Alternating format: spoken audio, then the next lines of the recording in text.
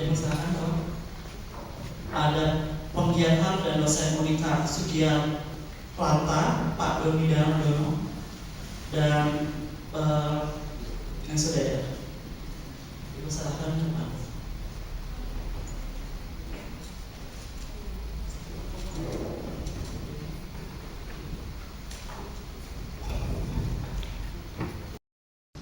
Jadi sedikit sekali, jadi untuk nyampe ke konsumen itu cuma membutuhkan orang sedikit. Memang caranya sudah sangat higienis dan sudah sangat modern kalau dibandingkan dengan petani tradisional, memang sangat jauh sekali. Nah, ini sebenarnya arak buatan Indonesia itu sebenarnya sudah jauh dulu sudah cukup terkenal sampai dunia. Karena buatan Indonesia itu sempat menjadi legenda di Asia sendiri, di bulan Karibia. Dan terkenalnya juga mengalahkan rum atau Scott ya. Scott itu punyanya Rusia dan Jerman produksi. Nah, Batavia arak ini dibikin di awal abad 17 di sebuah pulau Jawa, terbuat dari tebu dan fermentasi beras merah. Lagi-lagi cara pembuatannya dari dulu sampai sekarang itu tetap bahan-bahan dari alam. Lanjut, Pak.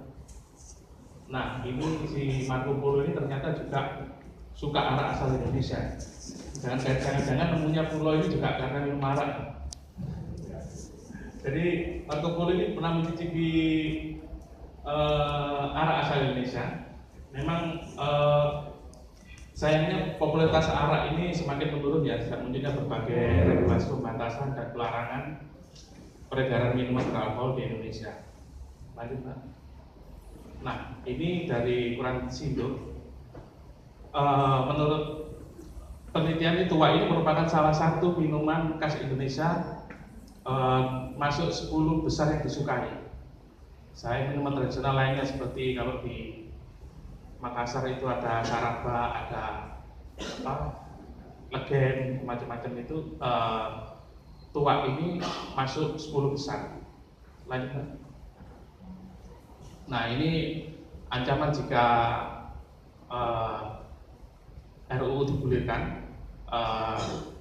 Banyak petani kelapa, siwalan di Tuban, bukan yang di Bali, ini akan kehilangan pekerjaan, dan parahnya lagi petani ini memang terancam hukuman, jadi terkena pidana.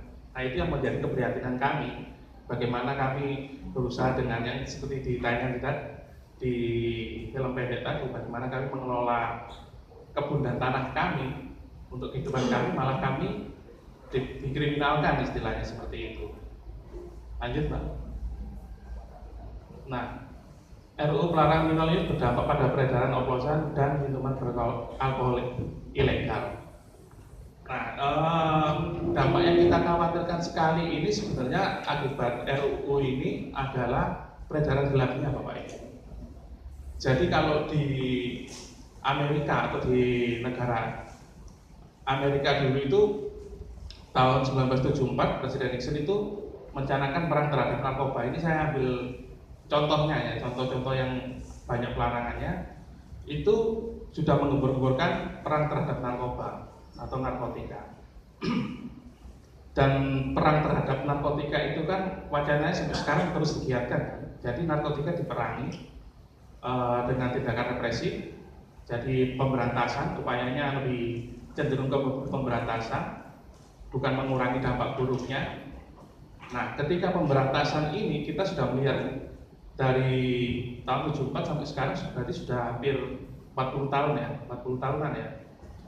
Itu apakah perang terhadap narkotika ini, peredaran narkotika itu apakah menurun?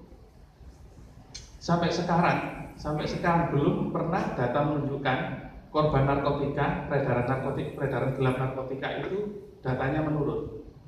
Mungkin kalau di Indonesia lagi kenceng-kencengnya ini ya, BNN lagi kenceng-kencengnya. Mungkin beberapa bulan ini aja, karena kan bandar atau pengedar gelap ini, pengedar ilegal ini, pasar gelap ini sudah mengetahui juga. Oh, ini mau ada pemberantasan besar-besaran, mungkin mereka hanya tiarap aja sebentar. Setelah itu naik lagi. Di bandara ditangkap hari ini 1 kilo, tapi di bandara yang masuk 9 kilo. Tangkap 2 kilo, masuk 20 kilo. Nggak habis-habis. Apakah pernah Bapak dan Ibu ini setelah perang terhadap narkoba ini ada data yang menunjukkan korbannya menurun? Saya sendiri belum menemukan. Berarti bisa disimpulkan perang terhadap kegiatan ilegal yang dilarang ini gagal. Berarti kita kalah perang sama bandar. Nah, apa korelasinya sama dengan minuman beralkohol? Sama. Yang kami khawatirkan ketika dilarang produk yang ilegal ini, pasar gelapnya itu tidak terkontrol. Jadi pemerintah juga sangat sulit untuk mengawasi peredaran gelapnya. Nggak mungkin minuman ini diberantas, nggak mungkin. Disamaratakan di penjara semua, pasti ada peredaran gelapnya. Dan peredaran gelap itu cukup berbahaya, malah cukup berbahaya, karena tidak ada kontrol dari pemerintah. Lanjut, Pak. Nah, kalau minuman berfermentasi seperti tuak ataupun arak, ini kan memang sudah menjadi tradisi di beberapa tempat ya. Bahkan di seluruh pulau Indonesia ini ada produsen atau petani arak, dan tidak seluruhnya sih, di beberapa kota tidak ada. Tapi di Sumatera itu ada, di Medan ada. Nah itu sudah melekat pada tradisi. Bahkan lagi-lagi kita melihat di Eropa, ada antropologis dari Texas itu menyebutkan dengan punahnya setiap adat masyarakat, berarti membuat dunia kehilangan ribuan tahun pengetahuan. Jadi kalau sudah hilang, zaman-zaman sudah hilang, itu penelitiannya cukup sulit. Jadi untuk menggali pengetahuannya lagi cukup sulit. Nah, lanjut, Pak. Nah, ini dampak pelarangan yang sampai sekarang. Nah, ini menjadi kekhawatiran kami tadi. Kalau pelarangan ini, kalau di pasar gelap ini kan modusnya tidak diatur. Jadi mereka itu modusnya macam-macam. Cuman kalau pelarangan itu atau pemberantasan, ininya hanya penangkapan aja, tidak ada solusinya. Penangkapan, penghapusan minumannya. Tapi nanti di pasar gelap itu akan inovatif gitu. Pasar gelap itu selalu inovatif. Dia mencari jalan bagaimana supaya peredarannya laku tanpa terkontrol. Nah, kita lihat di Radar Bogor ini beredar minuman miras kemasan berbentuk minuman jus. Nah, ini kan cukup membahayakan kalau kita tidak mengontrol ini. Dan ditemukan juga minuman keras kemasan gelas berbentuk persis jajanan anak-anak. Jadi minuman keras tapi di atasnya itu gambar-gambar kartun seperti itu, dijual di botol kemasan mineral seperti itu, tapi atasnya gambar kartun. Nah, ini kan dampak pelarangan, sehingga minuman ini menjadi pasar gelap. Lanjut, Pak. Nah, minuman beralkohol ini juga kan untuk kebutuhan ritual keagamaan juga. Selain di Bali, arak juga digunakan untuk membersihkan patung dewa setiap perayaan Imlek di Kelenteng. Jadi ini menyangkut juga kebebasan beragama yang melekat sama tradisi juga. Lanjut, Pak. Nah, ini relasi minuman beralkohol dengan pengetahuan lokal akan kesehatan. Nah, di beberapa tempat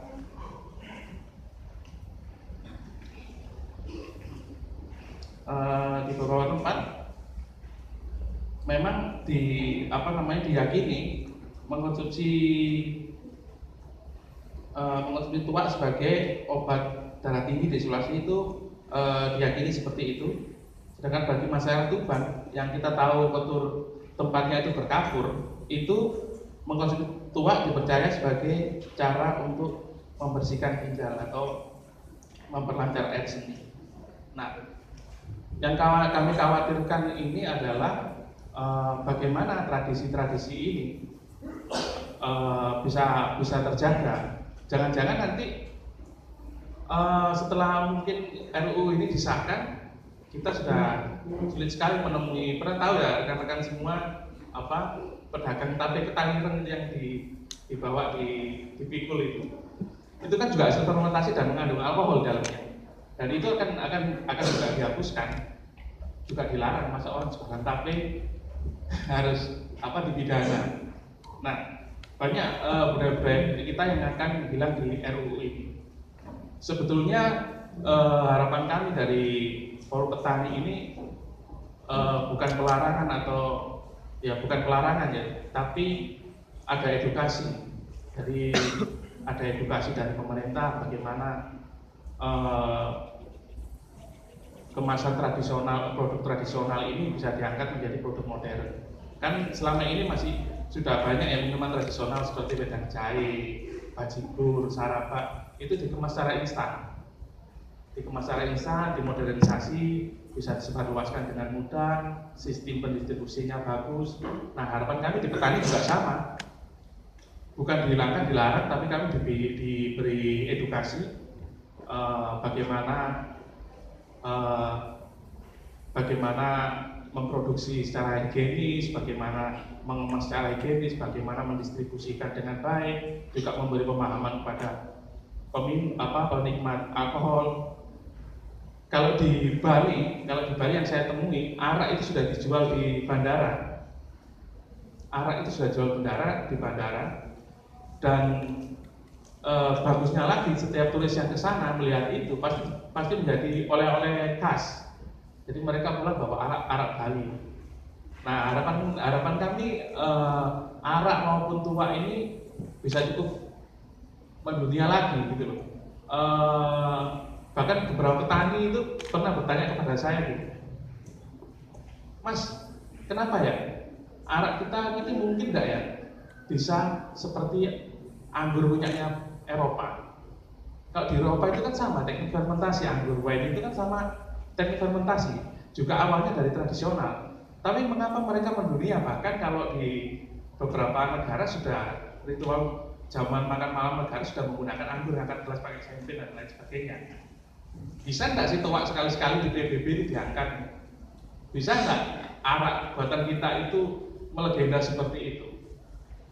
Kami sendiri yang ada di forum ini menjawabnya juga ragu. Kalau nggak ada perhatian dari pemerintah, kalau kita bekerja secara sendiri-sendiri kan, kalau negara itu kan harus ada masyarakat, budaya, pemerintah juga. Kalau nggak ada dukungan dari itu, ya mustahil tetap seperti ini.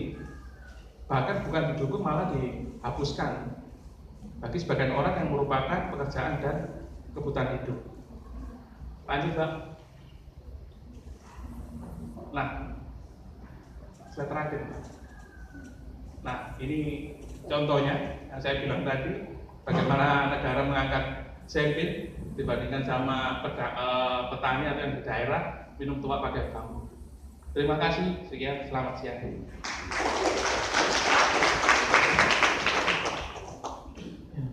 Selanjutnya akan dijelaskan oleh Pak Leman Hanim pengantar sekitar 15 menit.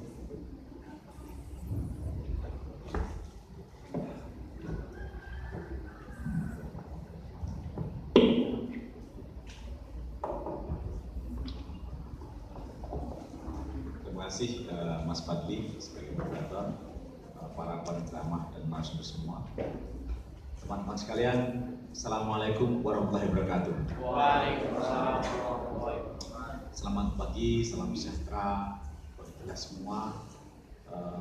Terus terang saya sangat senang, bahagia pagi ini bisa berpartisipasi untuk memberi penjelasan lah setidaknya, tidak harus bersifat tausiah begitu, dengan kredensial saya sebagai pengajar di sebuah lembaga pendidikan tinggi Islam.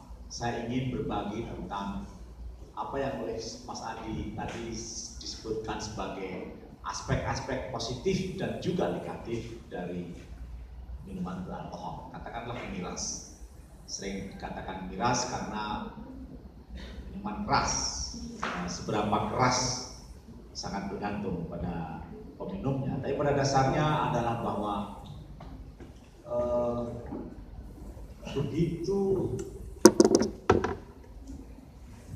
kalimat atau kata-kata ucapan terdengar ada minuman di antara mereka didiagnosis mengalami kebutaan permanen karena efek dari minuman tadi. Nah, korban minuman beralkohol tidak hanya kali ini, sudah lama terjadi. Pemberitaannya semakin lama semakin gencar, dan itulah yang saya kira menjadi landasan kita, katakanlah pemerintah dan juga kelompok-kelompok yang selalu menangani konsumsinya. Tapi tahun demi tahun perubahan undang-undang tadi itu semakin mentara ingin melarangnya secara total. Itu yang oleh Mas Ade tadi disebutkan, itu tidak mungkin. Mengapa? Karena bagaimanapun aspek-aspek lain dari minuman beralkohol ini sangat kentara dan menunjukkan ada positifnya juga untuk dilegalkan. Nah, disitulah sebenarnya forum ini menjadi penting karena menjadi cara kita untuk membuka wawasan tentang apa yang semestinya kita lakukan dengan kecenderungan masyarakat kita sekarang ini semakin lama semakin identik dengan apa yang sebagian entah para budayawan, entah para psikolog sosial disebut sebagai alcoholic society, masyarakat beralkohol. Paling nyata misalnya kita tunjuk, saya kalau boleh bertanya, acara seremoni apa di Indonesia sekarang dan juga di dunia tentu saja, entah sifatnya pesta, entah sifatnya peringatan, entah sifatnya hanya kumpul-kumpul bersama, misalnya yang akan datang yang paling dekat ini adalah Valentine's Day misalnya. Acara apa yang tidak ada alkoholnya? Minum kopi di Oliver Cup ya. Ya, kalau minum kopi oke, tapi benar biasa lagi diisi dengan cyanida. Nah, disitulah sebenarnya peristiwa-peristiwa yang sekarang kita hadapi justru memang identik dengan tadi itu alcoholic society. Diplomasi, pertemuan diplomasi apa yang tidak pakai wine? Kalau saya bilang tidak ada. Selalu saja ada hidangan ini, 1, 2, 3 biasanya. Lalu kemudian wine. Pesta. Mungkin dalam pesta tidak ada, tapi di balik rumah pemilik pesta, entah perkawinan, selalu saja ada alkohol. Di situ sebenarnya apa yang kita sikapi lebih merupakan gejolak emosional terhadap, kalau kita teliti dengan undang-undang tadi itu, kegagapan kita merespon budaya Eropa. Jadi minuman keras yang dulu hanya dinikmati kelas bawah atau katakanlah kelas atas tapi lebih sopan dan sebagainya, sekarang ini semakin bergejala dan dengan mudah diakses. Masalahnya adalah edukasi mengenai minuman keras ini sangat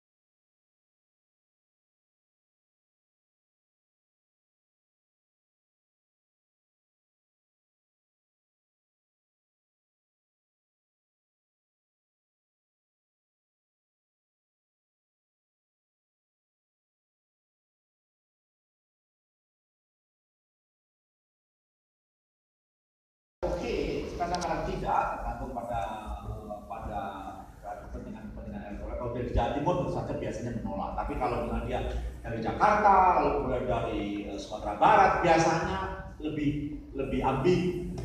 Nah, saya ingin mengatakan begini, bahwa di balik proses legislasi nasional tentang pengawasan yang ketat terhadap miras sebenarnya aspek-aspek itu semata-mata karena yang mungkin mereka menderita masalah psikologis, merasa kesepian dan seterusnya, akhirnya addicted, bukan semata-mata masalah alkohol. Nah, apapun, jangankan alkohol, agama pun kalau addicted juga berbahaya. Di situ apa yang misalkan nanti saya singgung sedikit adalah bahwa pada dasarnya landasan untuk merespon minuman beralkohol secara berlebihan sebenarnya didasari pada kegagapan kita mendapati kenyataan masyarakat transisi yang makin lama makin mudah untuk mengakses minuman-minuman beralkohol. Yang paling akhir ingin saya katakan begini, seringkali aspek agama mendominasi atau setidaknya membentuk persepsi masyarakat tentang minuman beralkohol, sehingga keputusan lain ada semacam logika yang melompat, belum lagi mengerti esensinya, belum lagi memperhitungkan aspek-aspek positif dari itu, tapi langsung saja melakukan tindakan untuk melarang, yakni haram. Persepsi agama itu biasanya didorong oleh sebuah perintah Tuhan dalam Al-Quran misalnya, juga dalam Injil dan seterusnya, mengatakan bahwa karena ini memabukkan, menghilangkan kesadaran, lalu kemudian bisa merusak syaraf, kesehatan, bisa merusak pergaulan dan kehidupan sosial, maka lalu kemudian haram. Tapi kalau kita amati bagaimana Al-Quran saja memberi petunjuk tentang itu, hukum Al-Quran sebenarnya saya tidak ingin mengatakan pelin-pelan, tapi pada dasarnya memberi ruang terhadap dibolehkannya minuman beralkohol. Memberi ruang berarti kalau kita menyadari aspek positifnya, kalau kita bisa menggunakannya dengan bisa mengambil manfaat darinya, maka kita tidak berarti bahwa sepenuhnya haram. Dalam Al-Quran disebutkan bahwa ada semacam 3 level supaya kita tidak terjebak di dalam sebuah hukum yang menghilangkan dan lalu kemudian menasab dan mansuh dan seterusnya. Hukum alkohol sebenarnya ada 3, yakni bahwa dia menjadi makruh apabila memang bisa ditempatkan atau diposisikan seorang yang tidak mendatangkan apa-apa. Dia bisa menjadi boleh, tidak ada masalah dengan itu, tetapi dia juga bisa menjadi haram. Apabila misalnya saja orang yang mabuk lalu kemudian melaksanakan ibadah dan ngaco ibadah, dan itu tidak sama sekali tidak boleh. Artinya di sini sebenarnya hukum Islam juga memberi ruang di mana aspek-aspek positif dari minuman beralkohol tadi mengumumkan. Sebagaimana hukum-hukumnya lain juga begitu. Jadi pada saat kesimpulan cara mengambil kesimpulan hukum dalam proses legislasi Al-Quran memberi ruang terhadap aspek-aspek positif dan negatifnya dalam berbagai masalah. Nah, pada tingkat itulah sebenarnya saya hanya ingin menggariskan dalam sharing pertemuan kali ini bahwa tidak ada cara yang lebih baik dalam proses menghindarkan masyarakat dari jebakan negatif alkohol ini kecuali edukasi. Disitulah forum semacam ini menjadi penting. Edukasi yakni menjelaskan kepada masyarakat umum tentang fenomena yang sekarang ini menggejala dalam masyarakat kita, yakni umumnya alkohol menjadi bagian kebudayaan, menjadi bagian kegiatan ekonomi dan juga menjadi kegiatan kultural. Kultural misalnya saja ya dalam Kristen pun bagaimana kalau Eucharis, Ekaristi sama jamuan Last Supper dalam diskusi itu pun memakai anggur. Tidak mungkin pelarangan dilakukan secara total. Yang harus dilakukan adalah produksi, distribusi, dan konsumsi melalui edukasi yang lebih beragam. Dan dengan sendirinya masyarakat di masa depan akan semakin menyadari tidak bisa masyarakat sekarang ini dipilah hanya karena aspek-aspek masalah. Seolah-olah kalau dia tidak minum alkohol menjadi cermin dari kesalahan, sementara kalau dia minum alkohol menjadi cermin dari keburukan masyarakat tadi. Nah, pada tingkat itulah sebenarnya urbanisasi ini semakin nyata. Kehidupan masyarakat kota tumbuhnya kelas menengah, ekonomi semakin terbuka, sehingga kita harus menyiapkan diri dengan berbagai cara untuk mengendalikannya, tapi tidak mendorong mengakibatkan unsur-unsur negatif yang akan kita rasakan dalam kehidupan kita semua. Saya kira itu sama Pak. Sekian, Assalamualaikum warahmatullahi wabarakatuh.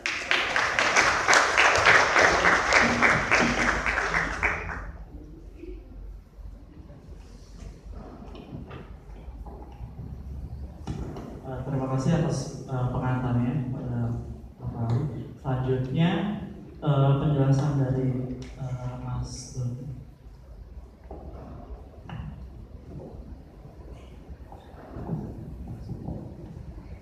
Ya, selamat pagi hadirin sekalian. Giliran saya adalah membahas bagaimana RUU larangan minuman beralkohol ini bertentangan melawan memasung kebebasan sipil, hak asasi manusia itu. Nah, saya kira saya setuju dengan apa yang dibahas oleh Pak Ali Buhari barusan dan Mas Hadi Kristianto, juga sambut pembukaan tadi oleh Mas Rudolf Sudetu. Apa yang akan saya sampaikan saya kira tidak bertentangan, tetapi melengkapi apa yang telah mereka sampaikan. Saya akan baca saja makalah pendek saya ini, cuma 1,5 halaman, tapi mudah-mudahan pokok-pokok pikiran bagaimana pemerintah yang seharusnya melindungi dan menjamin hak asasi manusia malah lewat produk hukumnya itu memasung hak asasi manusia. Dan seperti disampaikan oleh Mas Rudolf itu tadi, kita sudah mengalami hal itu dengan undang-undang anti pornografi yang lalu ya, tahun 2006, yang syukurnya undang-undang itu tidak populer, dilupakan sekarang, mati suri. Nah, semoga kalau ini jadi juga mati suri. Tapi kalau undang-undang larangan, kalau RUU ini jadi, kemungkinan ya laskar-laskar FPI itu yang makin punya senjata untuk kerja ya, dan itu yang justru itu yang mungkin yang harus dicegah gitu ya. Oke ya, saat membaca RUU larangan minuman beralkohol, yang saya bayangkan adalah bahwa penggagas RUU ini menganggap masyarakat Indonesia bodoh. Mereka menganggap minuman alkohol akan membuat masyarakat Indonesia tak tahu cara menjaga kesehatannya dan juga moralitasnya. Itu jelas di pasal 3A dan B dan C. Maka mereka bikin undang-undang RUU itu. Mereka tak hanya melarang produksi dan distribusi minuman beralkohol, tapi mereka juga melarang pengkonsumsiannya. Itu ada di pasal 5, 6, dan 7.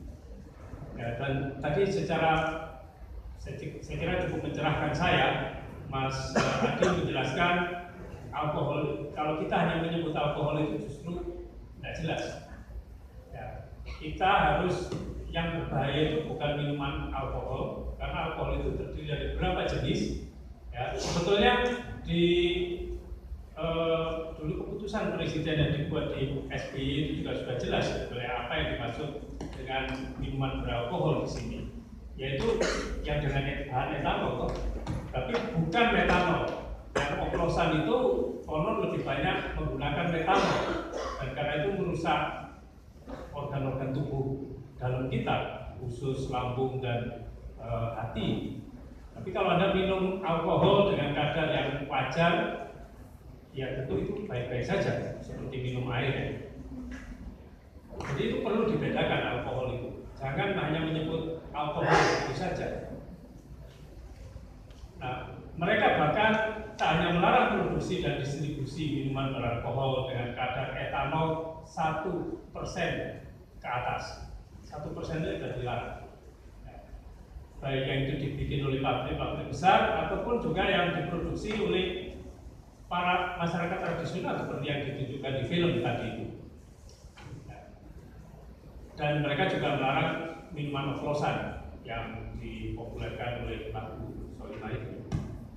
Jadi saya itu sebelum membaca RUU ini, saya itu tidak paham yang dimaksud dengan minuman alkohol itu apa.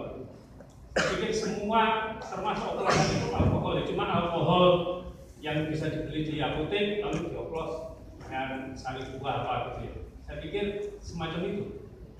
Saya punya koleksi beberapa minuman, tapi saya tidak memikirkan bagaimana itu diproduksi. Ya, saya minum whisky, saya minum brandy, saya macam-macam itu, tapi saya tidak paham bagaimana itu diproduksi. Nah, sejak diminta panitia membahas ini, saya gitu maksudnya.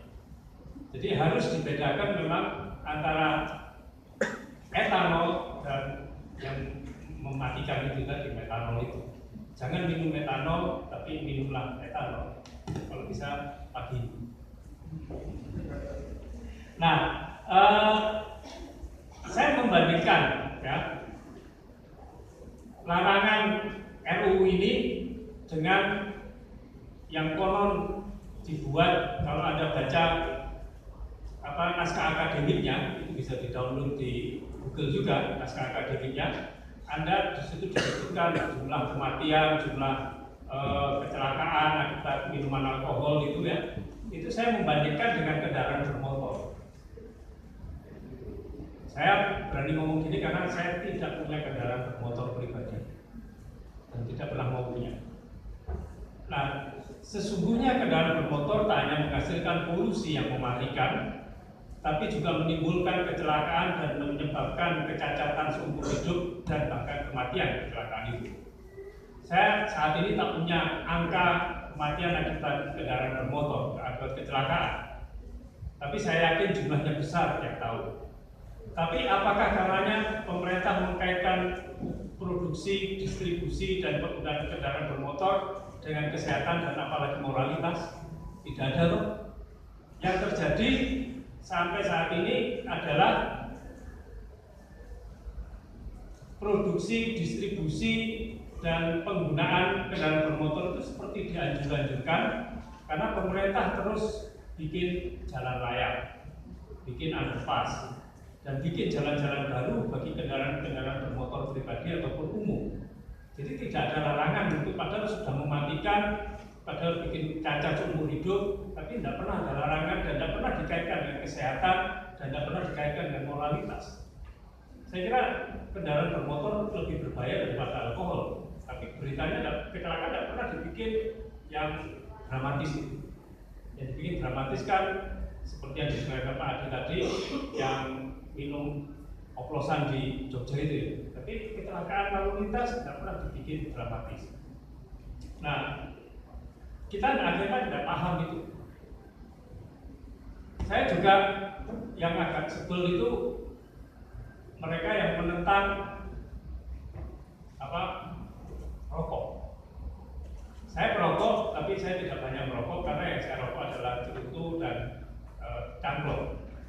Saya punya teman di belakang. Nah, saya merokoknya tidak banyak, sehari ya paling 2 dan sebagainya. Tidak tiap saat buka ambil rokok sigaret gitu. Merokok memang berbahaya, itu sudah jelas itu ya. Tetapi pertanyaannya adalah kenapa gerakan anti rokok itu begitu luar biasa? Itu pertanyaan apa motivasinya? Dan mereka yang melakukan gerakan anti rokok itu kebanyakan pemilik kendaraan pribadi yang asapnya, kalau konon ini sudah diteliti, karbon yang dihembuskan oleh knalpot itu berbahaya berkali-kali lipat dibanding satu batang rokok. Jadi mungkin satu hembusan sama dengan satu pak satu slot rokok dihisap bareng. Dan kalau merokok kan nggak enak sambil jalan-jalan loh. Merokok kan sambil duduk, ngopi, ngobrol, nulis makalah gitu kan.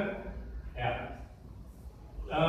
Tapi kalau asap kendaraan kan dihembuskan sepanjang jalan yang dilalui. Tidak pernah ada istilah penghisap asap pasif kendaraan bermotor. Tapi ada perokok pasif. Dan mereka yang mengkampanyekan anti rokok itu semua, tidak tahu ya, saya tidak mendata ya, tapi pasti punya kendaraan pribadi. Mereka jarang naik kendaraan seperti saya. Itu ada keganjilan di Indonesia itu dalam hal itu. Ya. Nah, hal yang sama juga perlu kita bandingkan dengan kalau kita persoalan kendaraan pribadi yang sudah bikin macet semua kota besar di Jawa dan saya kira juga di Sumatera, ya. Dengan kalau kita membaca RUU larangan minuman beralkohol ini, tidak pernah ada pemikiran bahwa kendaraan bermotor itu harus dikaitkan dengan moralitas, dengan ajaran agama, tidak pernah ada. Malah sama semua pemimpin agama punya kendaraan pribadi. Paus dulu, Paus saya dari Katolik, itu juga punya kendaraan pribadi. Baru Paus Fransiskus yang tidak mau punya kendaraan pribadi dan naik angkot. Nah, itu perlu ditiru kayak gitu. Karena itu pertanyaan saya adalah, jadi mengapa produksi, distribusi, dan konsumsi minuman beralkohol dikaitkan dengan kesehatan dan moralitas, tapi tidak demikian dengan produksi, distribusi, dan penggunaan kendaraan bermotor? Apa yang keliru di sini? Saya kira Pak Ali Muhanif sudah menjelaskan tadi ya, kegagapan kita. Nah, kekeliruan itu terjadi kalau saya merujuk lagi pada RUU. Saya mencoba menerjemahkan kegagapan itu dalam RUU larangan minuman beralkohol ini. Itu terjadi karena saya kira para pembuat RUU ini yang itu jelas-jelas dari P3 dan PKS mengkaitkan minuman beralkohol dengan norma agama dan religiusitas bangsa. Itu tampak pada bagian umum alinea 2 penjelasan RUU itu. Di situ ada di alinea 4, di situ ada ditulis minuman beralkohol selain bertentangan dengan norma agama dan jiwa bangsa yang religius, juga telah terbukti menelan korban jiwa yang jumlahnya tidak sedikit, ya kendaraan bermotor apalagi ya. Nah, norma agama mana yang dimaksud? Tidak disebut di situ. Tadi Pak Ali sudah menjelaskan bahwa agama Katolik di perayaan Ekaristinya, di misa, di perayaan ibadahnya, itu pastor minum anggur yang beralkohol. Di atas alkoholnya, kampus saya sekarang kebagian pesanan dari Komisi Wali Gereja Indonesia untuk kampus saya itu Unika Sugio Pranoto, Universitas Katolik Sugio Pranoto, Fakultas Teknologi Pangan, mendapat pesanan untuk membuat anggur untuk ibadah misa itu. Ya, saya sering dapat kesempatan mencicipi. Nah, saya tanya alkoholnya berapa persen? Di atas 15%. Tidak bisa dipastikan karena teknologinya tidak begitu canggih di kampus. Kadang-kadang 15, kadang-kadang lebih dari 15, tapi tidak pernah di bawah 15 tidak pernah. Jadi di atas 15% anggurnya, alkoholnya, etanolnya itu. Nah, memang di pasal 8 ayat 2B RUU itu dijelaskan bahwa untuk ritual agama boleh menggunakan alkohol untuk kesehatan juga. Tapi justru karena itu penjelasan RUU ini bertentangan dengan pasal 8 ayat 2 ini. Karena di penjelasan itu secara khusus menyebutkan bahwa tidak secara khusus menyebutkan norma agama mana yang dimaksud bertentangan dengan produksi, distribusi, konsumsi minuman beralkohol. Agama Katolik jelas tidak pernah mengatur itu, tidak pernah melarang-larang orang minum alkohol. Ya karena pemimpin agama itu menggunakan alkohol untuk ritualnya. Jadi agama mana? Kalau itu ternyata hanya agama Islam misalkan, dan itu di Islam ternyata ada ada banyak tafsir tentang itu ya. Sendiri ada banyak tafsir. Tentu tidak bisa pemerintah melarang minuman beralkohol etanol ini dengan menggunakan undang-undang, karena undang-undang itu berlaku untuk semua warga negara dan penduduk di Indonesia.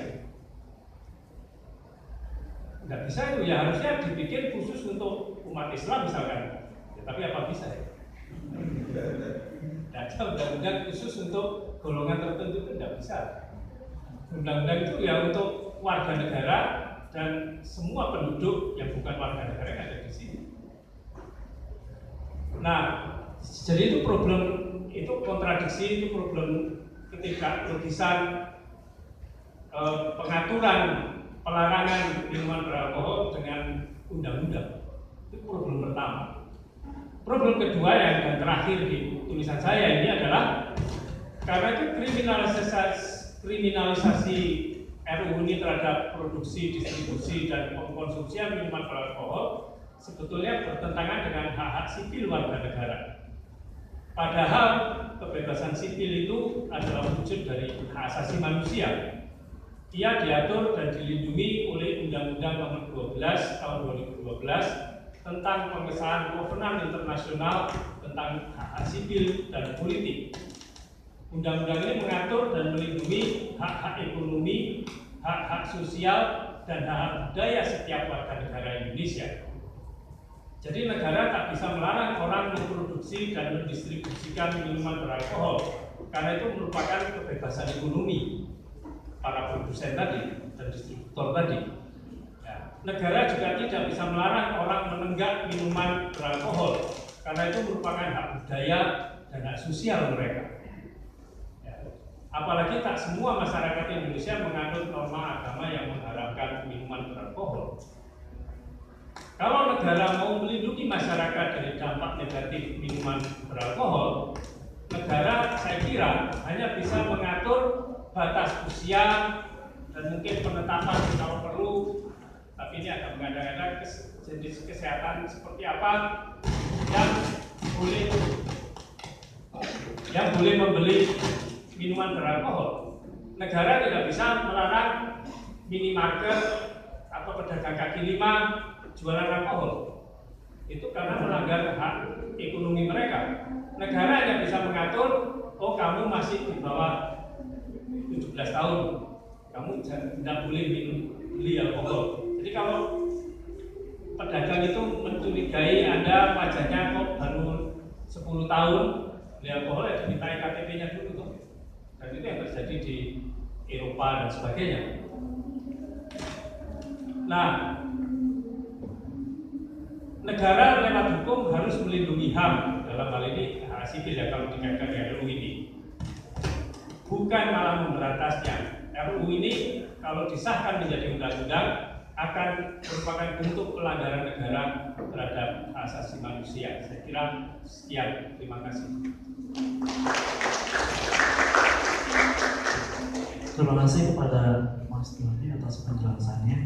Karena pengantar sudah dibawakan oleh pemateri di depan ini, dibuka untuk 3 pertanyaan atau pernyataan dari mahasiswa dan pemuda yang hadir di seminar ini untuk dipersilakan untuk mengajukan pertanyaan atau pernyataan tersebut. Dibantu mungkin panitia bisa angkat tangan. Mbak yang di belakang sana, Mas sebelah sini, dan yang paling depan bisa maju ke depan ya.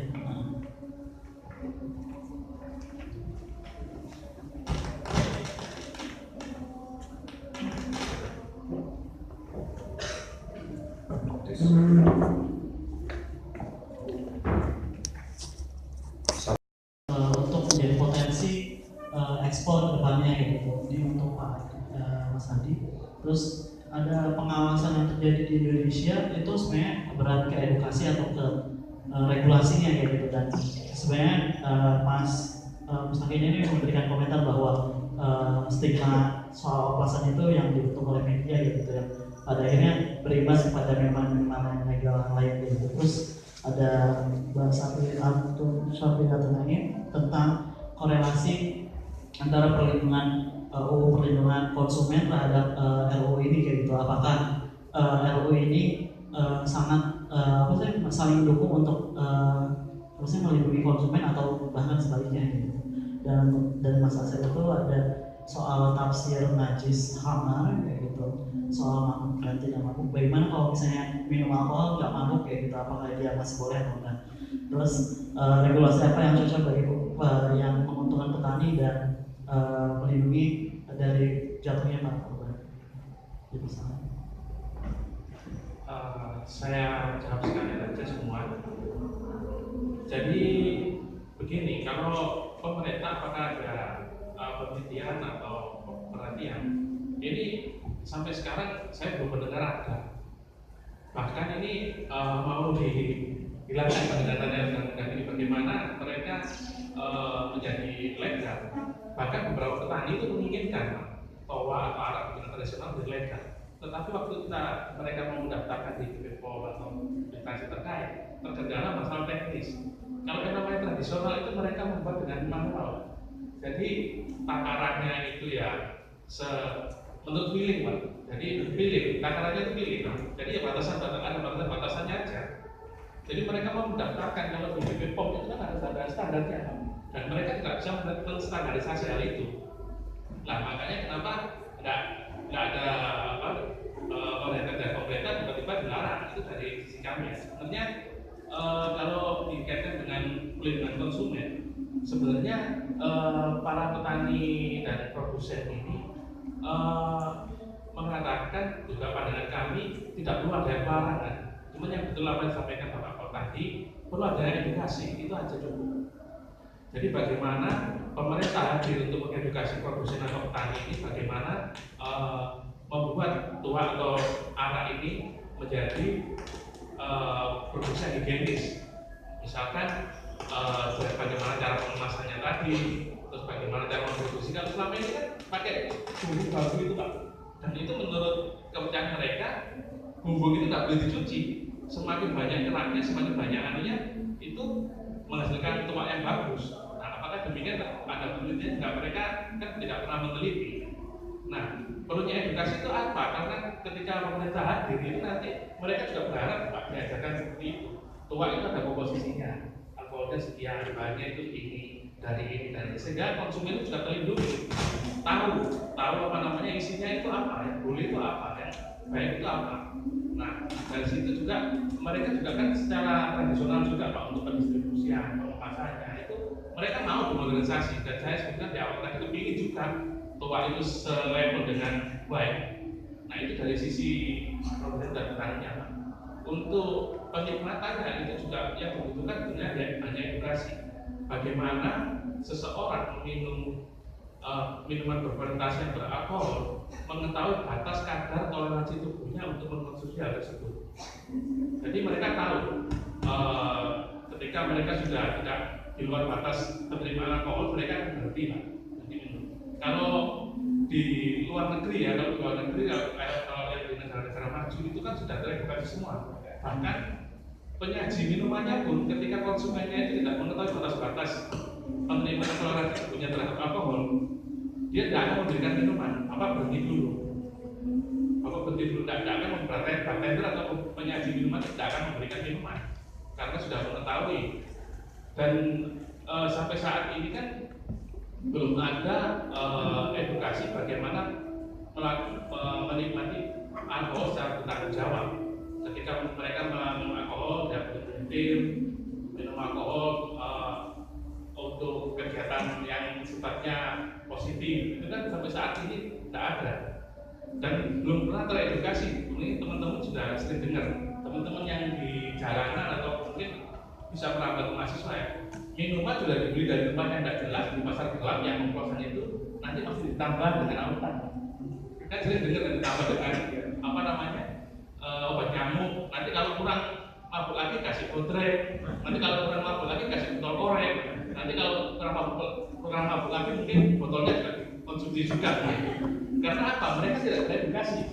Karena dari kami yang kami butuhkan itu bukan larangan, hanya edukasi. Itu aja. Terima kasih.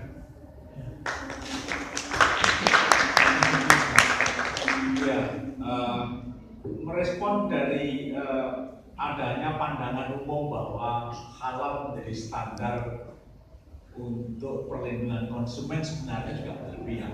Bahkan kalau saya pribadi saya mengatakan bahwa itu keliru.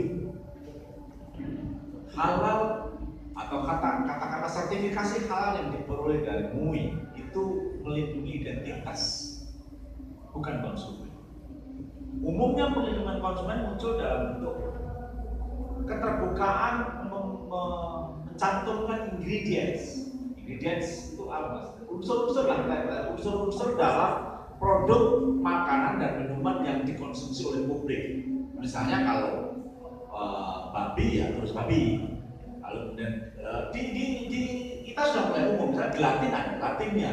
Tapi konsumen kita kan kadang-kadang tidak memperhatikan itu sehingga dia perlu yang lebih pasti. Bukan karena dia ingin selamat dari, tapi karena identitas dia. Nah, soal identitas ini kan sudah lama menjadi fenomenal gitu ya, menggejala gitu loh. Dulu bentuk konflik identitasnya itu antar partai Islam dan nasionalis dan PKI. Nah, sekarang identitasnya di ruang publik tadi itu, seolah-olah kalau dia mengambil sebuah produksi yang ada cantum halalnya, dia sudah selamat.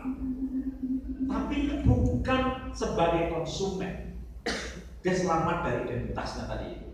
Dia ingin membedakan diri dari, saya lebih soleh daripada yang tidak pakai halal. Nah, yang saya ingin katakan adalah undang-undang konsumen dalam mendefinisikan sebuah halal sebagaimana yang dicantumkan dalam susahnya adalah orang abai atau lupa bahwa majelis ulama, katakanlah ulama itu sendiri juga punya aspek-aspek ekonomi yang mereka inginkan. Yang paling terakhir kontroversi kan tentang jilbab zoya. Semua orang tahu bahwa bagaimana jilbab bisa dimasukkan ke dalam sebuah kategori halal dan haram. Katakan prosesnya, oke, pakai ini, itu dan sebagainya. Ya kalau itu jilbab, kalau yang lain, masa lalu kemudian di sini lalu kan, ini bukan jilbab, tapi ini adalah tekstil yang mungkin bahannya seperti jilbab, yang mengakibatkan lalu kemudian seolah-olah saya pakai sesuatu yang haram. Berapa kalian yang sudah pakai zoya sekarang sesuai dengan sertifikasi ini? Saya kira tidak ada. Tapi apakah benar semua kita ini memakai pakaian halal atau haram? Belum lagi pakaian dalam. Apa? Nyetok dan seterusnya. Yang harus kita pahami adalah MUI keliru dan bahkan bertindak terlalu jauh untuk membuat sertifikasi halal dalam sesuatu yang sebenarnya tidak perlu, yakni pakaian. Jangankan kulit misalnya, kalau dihitung-hitung ya halal, haram juga. Tapi juga kalau kulit sama misalnya, kalau disama sesuai dengan aturan-aturan fikih, jangankan kulit kerbau, kulit babi itu kalau persamaannya bagus dan lalu kemudian bisa menghilangkan dia dari yang dia tetap. Itulah yang saya buat.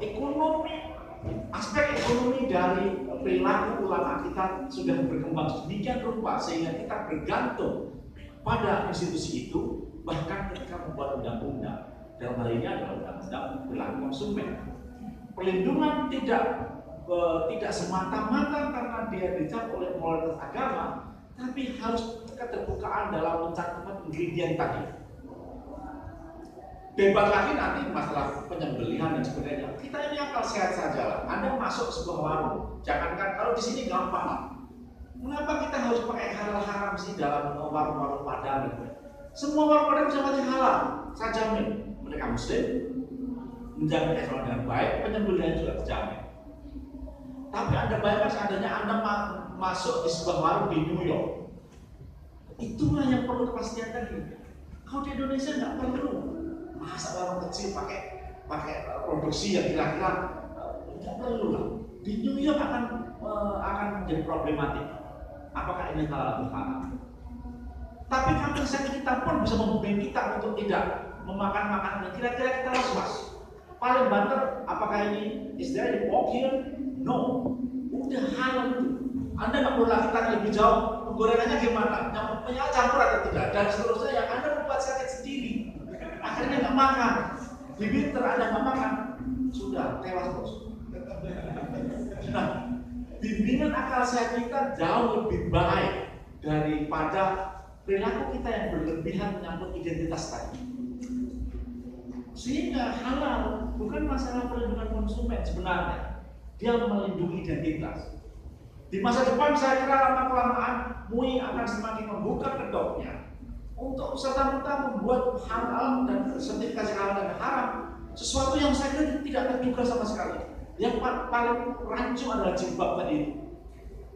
Apakah dia rela umat Islam ini selain memakai zoya itu memakai sholat yang diharamkan? Tidak. Nah, disitulah sebenarnya apa yang ingin saya gambarkan tentang termasuk yang saya contohkan mengenai tingkat najis yang dimiliki yang melekat dalam alkohol, semata-mata karena kita sudah terlanjur ada mental block, ada semacam mental kita ini yang terbingkai karena sejarah, karena masalah budaya, karena konflik politik di masa lalu, termasuk karena urbanisasi. Itu seolah-olah semua minuman yang sifatnya beralkohol itu lalu kemudian haram. Dan dengan haram itu lalu kemudian pemerintah mendorong terjadinya semacam pelarangan. Yang ingin saya gambarkan tadi semua adalah makin lama tren undang-undang kita ini semakin terjebak pada proses-proses perundangan yang sifatnya diskriminatif. Seolah-olah ada undang-undang yang dibilang oleh Mas Doni tadi ada undang-undang untuk orang Islam, ada undang-undang untuk orang Kristen, non-Muslim, apalagi Gavatar. Kita menjadi semakin tidak dewasa dalam proses berbangsa karena ketidakmampuan kita menjadikan negara sebagai institusi universal yang melindungi semua warga negara regardless, tanpa harus memperhitungkan apakah Anda seorang Muslim, Kristen, non-Muslim, Jawa, non-Jawa, dan seterusnya.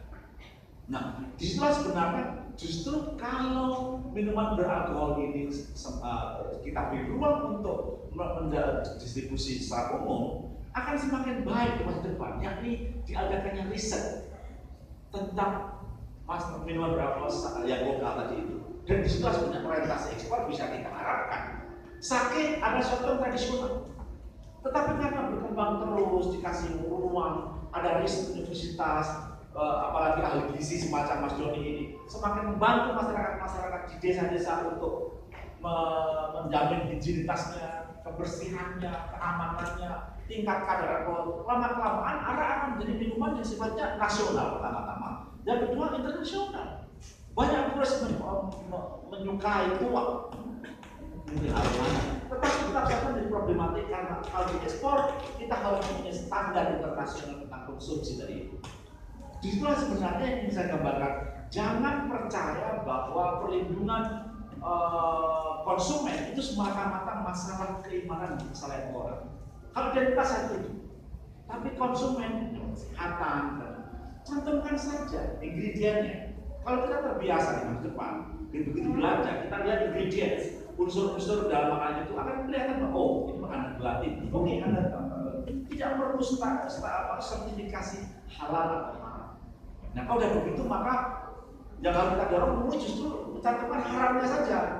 Kalau jelas-jelas pakai babi, pakai segala oke haram, maka mungkin pasti akan kehilangan rezekinya. Karena apa? Karena yang haram sedikit. Tapi kalau halal, banyak sekali yang halal. Warung kecil Padang sudah pasti halal. Kenapa harus dipaksa untuk membuat sertifikasi di atas otoritas yang mementingkan identitas daripada kesehatan? Itu kan maksud saya bahwa begitu juga alkohol, menyangkut ingredientnya dicantumkan. Di masa depan saya kira kalau ada riset, ada penelitian lebih baik, dibantu universitas, KKN misalnya membantu orang-orang yang memproduksi minuman, saya kira akan lebih baik tentang bagaimana kita menyikapi minuman alkohol. Saya kira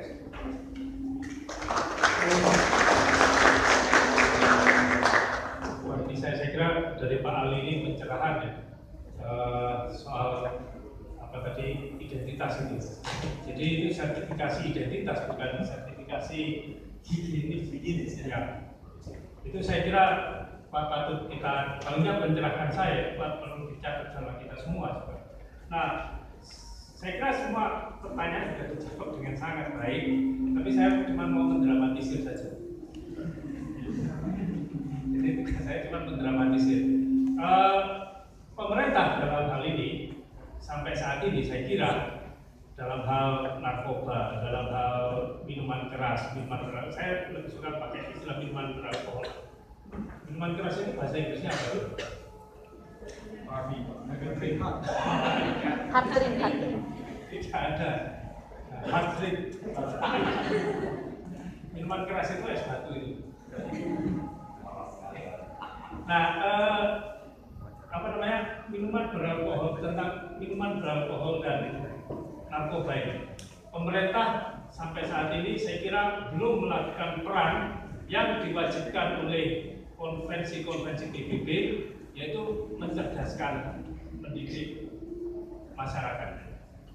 Tapi pemerintah justru hanya melarang-larang, dan larangannya payahnya itu tadi dibayang-bayangi oleh kepentingan identitas. Jadi bukan soal higienis. Padahal narkoba dan alkohol itu problem utamanya adalah higienis, layak dikonsumsi atau tidak, mengkonsumsinya bagaimana, seberapa banyak, itu yang mesti diajarkan. Tapi pemerintah tidak pernah lakukan itu. Pemerintah hanya melarang-larang, mengatur-ngatur, boleh dijual di minimarket atau tidak. Di zaman Menteri Perdagangan Thomas Tobel malah dilarang, tapi kemudian menterinya diganti oleh Thomas Lembong. Sekarang mau dibolehkan lagi, Thomas Lembong digebuki sama FPI. Diserang dong, tanda petik sama FPI. Nah, problem identitas akhirnya yang dengan baik dijelaskan oleh Bapak ini. Dan persoalan identitas dalam hal konsumsian narkoba dan miras ini itu juga dibiarkan saja oleh pemerintah saat media massa dan tentunya dengan para penegak hukumnya, penegak hukum yang menangani miras dan narkoba ini, kalau menangkap orang mengkonsumsi miras dan narkoba, kalau orang itu lebih dari 1, 2 orang, 4 orang begini, itu selalu dengan istilah pesta miras, pesta narkoba. Apa betul mereka pesta? Apa seperti pesta pernikahan anak konglomerat yang dihadiri oleh 12 uskup? Orang Katolik marah semua itu. Nah, apa seperti itu? Tentu tidak, itu bukan pesta itu. Kenapa harus dibesar-besarkan menjadi pesta sehingga menarik perhatian dan sehingga kita secara etis menganggap itu mereka tidak bermoral. Itu problem pertama dari media massa. Media massa juga tidak mengedukasi, padahal media massa di dalam demokrasi itu pilar 5. Tidak mengedukasi masyarakat, malah membodohkan masyarakat dengan istilah-istilah yang tidak terjadi sebetulnya dalam prakteknya. Tidak ada itu pesta narkoba. Bagaimana pesta narkoba itu coba dipentaskan bagaimana? Orang kalau sudah teler itu tidak pesta tuh ya. Kalau mereka teler ya, atau minuman keras, bagaimana pestanya itu bagaimana coba? Yang kemudian ditangkap itu loh, maksud saya kan itu sembunyi-sembunyi. Nah, justru hal itu yang diabaikan oleh pemerintah ya. Saya kira pemerintah harus daripada menyetujui RUU ini menjadi undang-undang, kembali lagi seperti pendapat Pak Ali Muhanif dan Pak Adi Kristianto tadi, mengedukasi masyarakat, termasuk mengedukasi produsen, mengedukasi distributor, dan mengedukasi para konsumen, calon konsumen minuman beralkohol itu. Saya tidak mau pakai istilah minuman keras, karena minuman keras itu pejoratif, ya. Itu sesuatu yang tidak baik, gitu. Istilah kesannya seperti itu. Lebih baik menyebut alcoholic drinks kalau di dalam bahasa Inggrisnya. Tidak ada hard drinks, tidak ada heavy drinks, tidak ada strong drinks, tidak ada itu. Strong mungkin ada. Nah, tapi saya kira kita banyak pakai istilah yang harus kita yang bias terhadap narkoba, terhadap minuman alkohol ini yang harus kita dikonsumsi. Dengan mendikonsumsi itu kita juga mengedukasi diri sendiri. Saya kira itu. Terima kasih. Terima kasih atas penjelasan kali ini.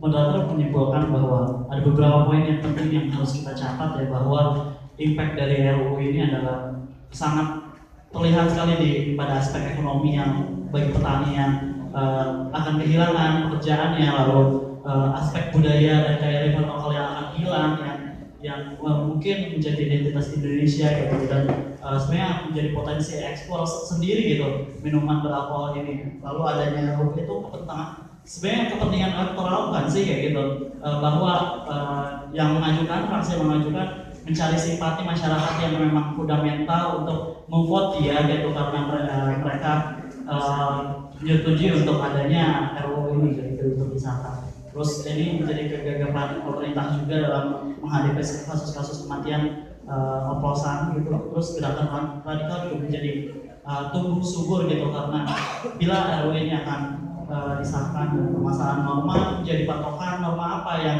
sebenarnya menjadi patokan gitu. Tidak ada norma yang menjadi satu kayak gitu, karena setiap agama, setiap budaya mempunyai norma-norma tersendiri.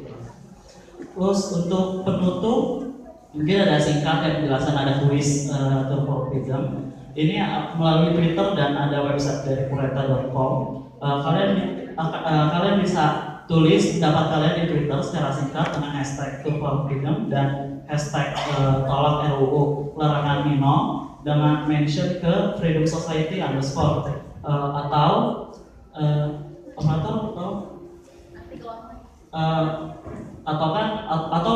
artikel online di kureta.com. Kalian bisa bikin akunnya di situ, bisa menulis tentang pendapat kalian tentang RUU ini gitu, dan ada hadiah menarik, yaitu ada modem wifi, terus ada powerbank dan buku yang bisa kalian dapatkan ya gitu.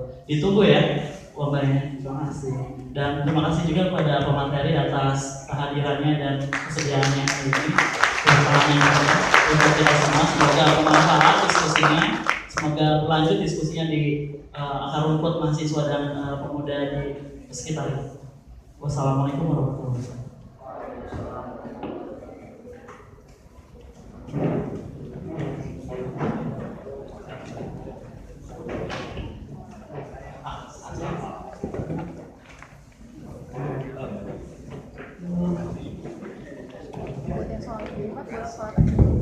Perhatian bagi yang ingin segera salat Jumat boleh dipersilahkan untuk meninggalkan tempat. Dan terima kasih telah hadir di acara ini. Kami ucapkan terima kasih yang sebanyak-banyaknya dan mohon maaf dalam acara ini apabila ada kesalahannya. Dari kami cukup sekian. Wassalamualaikum warahmatullahi wabarakatuh. Itu buat Fadli.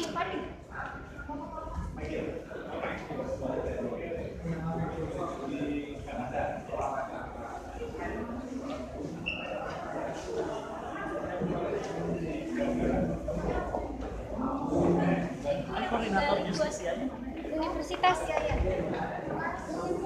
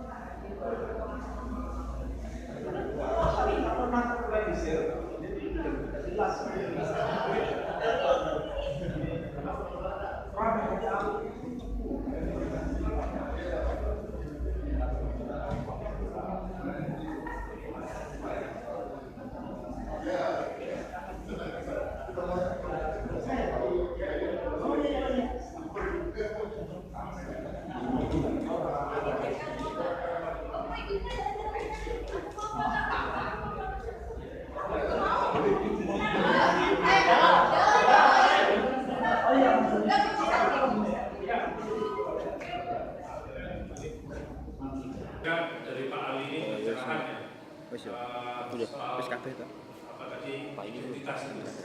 Jadi itu sertifikasi identitas bukan sertifikasi higienis ya. Itu saya kira Pak patut kita, kalau tidak menyerahkan saya, Pak perlu dicatat sama kita semua. Nah, saya kira semua pertanyaan sudah dijawab dengan sangat baik, tapi saya cuma mau mendramatisir saja. Jadi saya cuma mendramatisir. Pemerintah dalam hal ini sampai saat ini saya kira dalam hal narkoba, dalam hal minuman keras, saya tidak suka pakai istilah minuman keras. sih akeh cuma minuman keras. Mas dipaten gak apa? Juga pakai istilah minuman beralkohol. Minuman keras itu bahasa Inggrisnya apa?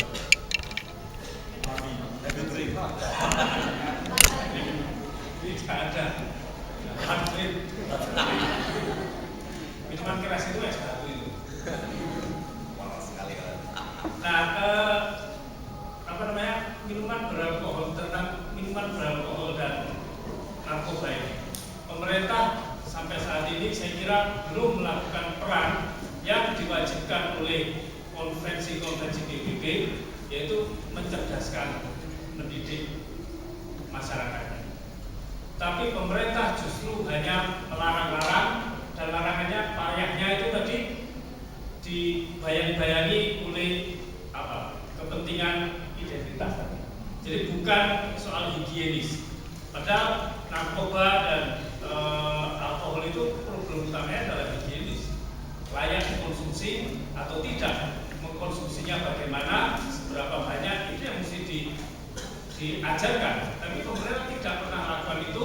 Pemerintah hanya melarang-larang, mengatur-ngatur, boleh dijual di minimarket atau tidak. Di zaman Menteri Perdagangan Rahmat Gobel malah dilarang, tapi kemudian menterinya diganti oleh Thomas Lempong.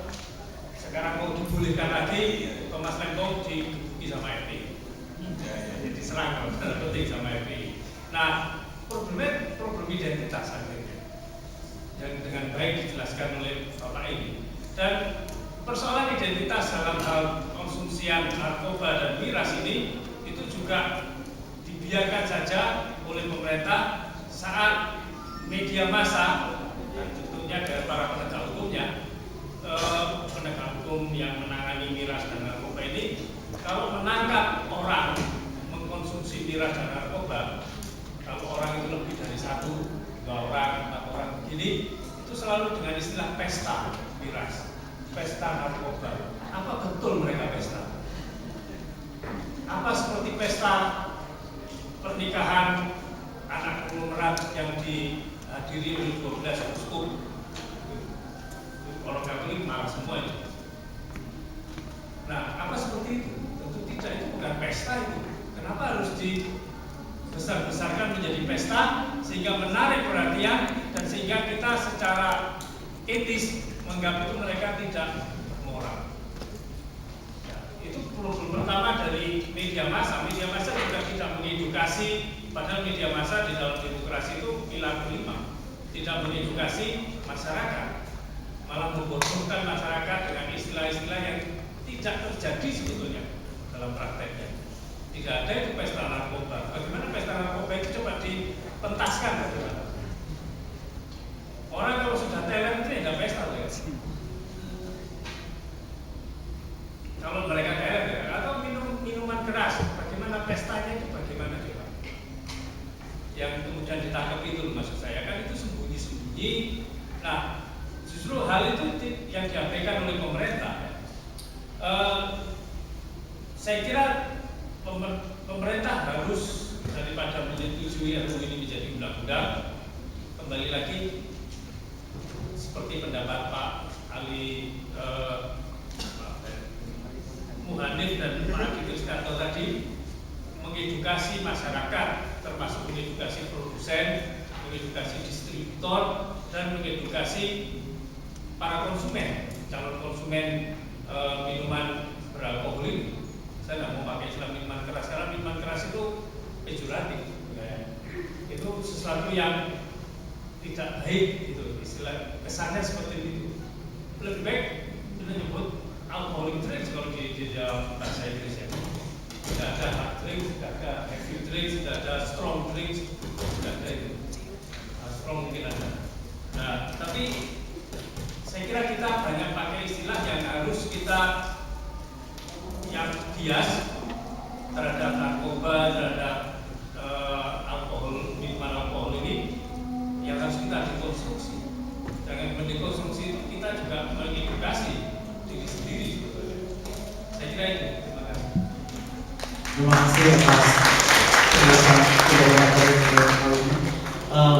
Moderator menyimpulkan bahwa ada beberapa poin yang penting yang harus kita catat ya, bahwa impact dari RUU ini adalah sangat terlihat sekali pada pada aspek ekonomi yang bagi petani yang akan kehilangan pekerjaannya, lalu aspek budaya dan kearifan lokal yang akan hilang, yang mungkin menjadi identitas Indonesia gitu, dan sebenarnya menjadi potensi ekspor sendiri gitu minuman beralkohol ini. Lalu adanya RUU itu sebenarnya kepentingan elektoral kan sih kayak gitu, bahwa yang mengajukan, partai yang mengajukan mencari simpati masyarakat yang memang fundamental untuk memvote dia gitu, karena mereka menyetujui untuk adanya RUU ini gitu misalkan. Terus ini menjadi kegagapan pemerintah juga dalam menghadapi kasus-kasus kematian oplosan gitu. Terus gerakan radikal juga menjadi tumbuh subur gitu, karena bila RUU ini akan disahkan untuk masalah norma, menjadi patokan norma apa yang sebenarnya menjadi patokan gitu. Ada norma yang menjadi satu kayak gitu, karena setiap agama, setiap budaya mempunyai norma-norma tersendiri. Terus untuk penutup, mungkin ada singkat dan penjelasan, ada kuis untuk freedom. Ini melalui Twitter dan ada website dari kureta.com. Kalian bisa tulis pendapat kalian di Twitter secara singkat dengan hashtag #freedom dan hashtag tolak RUU larangan minum dengan mention ke Freedom Society _ atau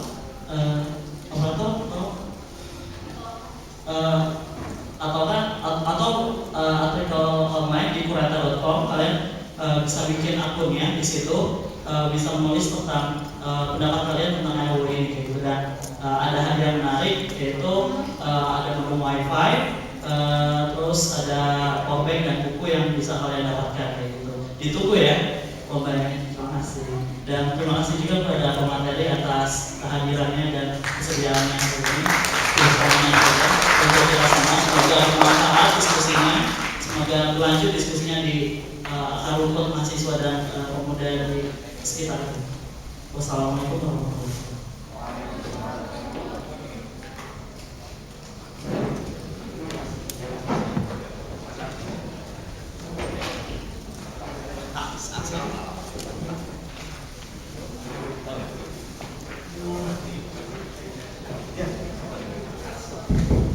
Perhatian bagi yang ingin segera salat Jumat boleh dipersilahkan untuk meninggalkan tempat.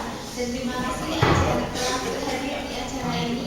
Kami ucapkan terima kasih yang sebanyak-banyaknya dan mohon maaf dalam acara ini apabila ada salahnya.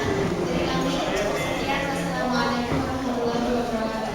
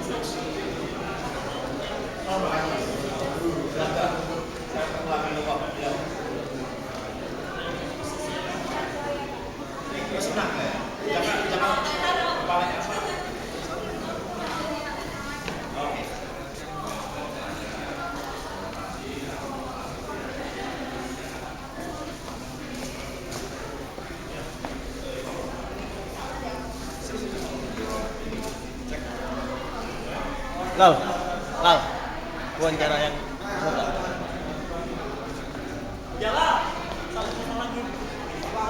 foto-foto lagi.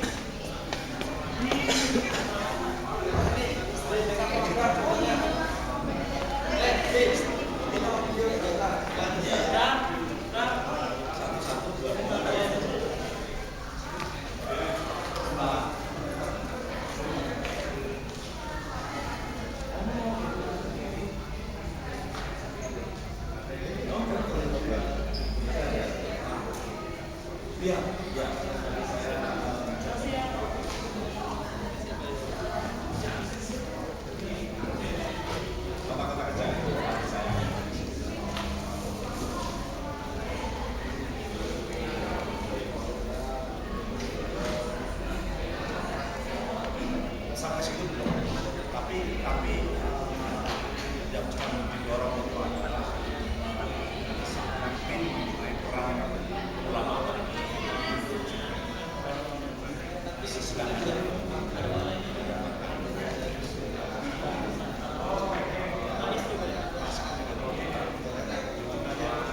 jadi sekarang kalau prinsip yang masih di dalam semua aspek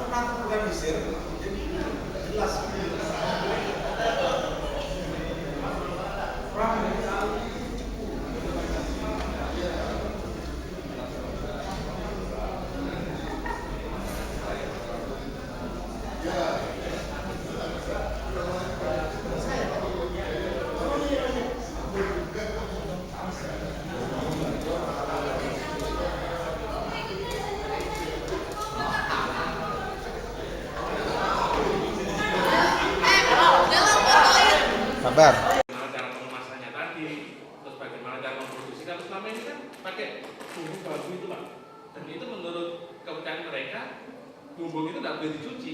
Semakin banyak keraknya, semakin banyak airnya, itu menghasilkan tuak yang bagus. Nah, apakah demikian? Ada penelitian juga, mereka kan tidak pernah meneliti.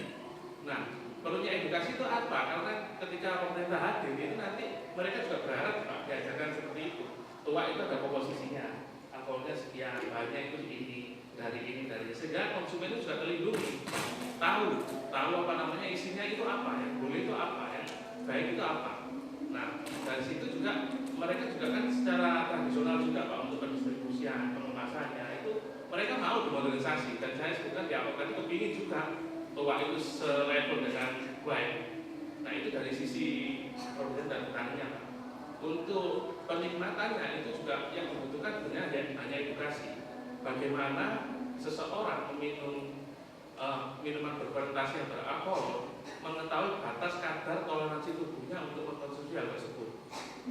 Jadi mereka tahu ketika mereka sudah tidak di luar batas penerimaan alkohol, mereka akan berhenti, Pak, berhenti minum.